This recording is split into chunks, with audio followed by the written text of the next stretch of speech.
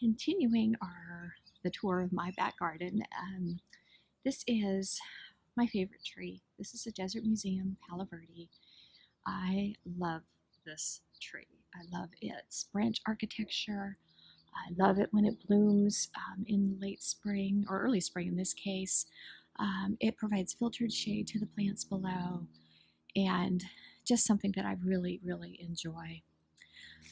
Over here, I have Mexican bird of paradise. Some people call these yellow bird of paradise. They're Caesalpinia mexicana.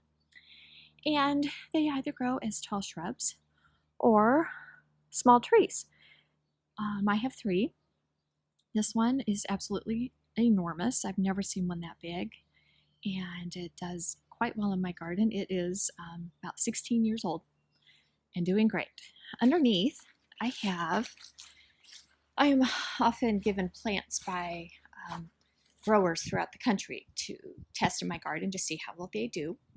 These are different types of salvias, Salvia splendens, and a few different varieties. They're doing quite well. And this is actually a lavender. It is a variegated lavender from Sunset, and it's called Meerlo, M-E-E-R-L-O. And I love the beauty that it adds to my garden throughout the year. They are in filtered shade. None of these plants like full sun in the desert, so they're doing quite well. You can see the box that I've just received some plants in, keeping it real. This is an interesting plant I got at the Desert Botanical Gardens sale. It is called red powder puff, I believe. Caliandra, and it starts with an H, and I can't pronounce it right now. It bloomed late winter into spring, and I kind of need to prune it just a little bit because it's a little ungainly looking right now. So I'll wait till the blooms are finished before I do that. I don't see if there's any on open blooms. I think we're probably getting to the point where we're just producing leaves, but a really interesting plant. Over here is a giant pink trumpet vine. Love them. Huge pink flowers spring and fall. This is one of my garden beds, one of my vegetable beds. This is the first one I made. I have several things growing in here. Right now, Swiss chard, the lettuce is beginning to bolt because it's getting a little late in the season. I have some different types of radishes that Burpee sent me to try. So having a lot of fun with that. You may remember in an earlier blog post I was having issues with cats using my vegetable garden as a litter box.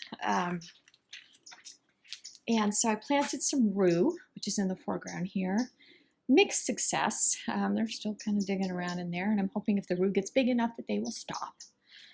Over here, interesting radish I've been growing called dragon's tail. And what's interesting about it, I just picked them, so there's not too many to see, but they produce a fruit. You don't eat the roots, you eat the fruit, which is a long purple skinny thing that has a mild radish flavor that you add into your salads. So I have a bunch in my refrigerator.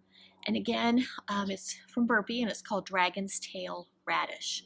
And they have pretty little flowers too, which I enjoy. Have some cucumbers getting started. I have onions growing in the back. That's about all in this part of the garden. Let's go over to the other side.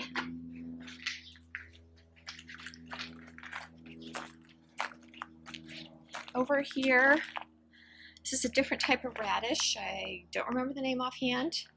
I have kale. I always plant nasturtiums in my garden. They bloom late winter into spring, and they are just lovely, and they are edible. The flowers and the leaves have a peppery taste. Over here, I had an infestation of dichondra. Didn't want it there, so it was a weed. Had to work at pulling it out. Still kind of working on it. And I have some Spanish lavender, which is probably the best lavender for our area. I have a new little rain gauge. See that little bird holding my new rain gauge? And I have a little bean. I have bush beans growing here. I love bush beans. They're delicious. I have garlic growing in this garden, and they will be ready to harvest probably early May. I wanted to show you a plant over here that I was given by a blogger in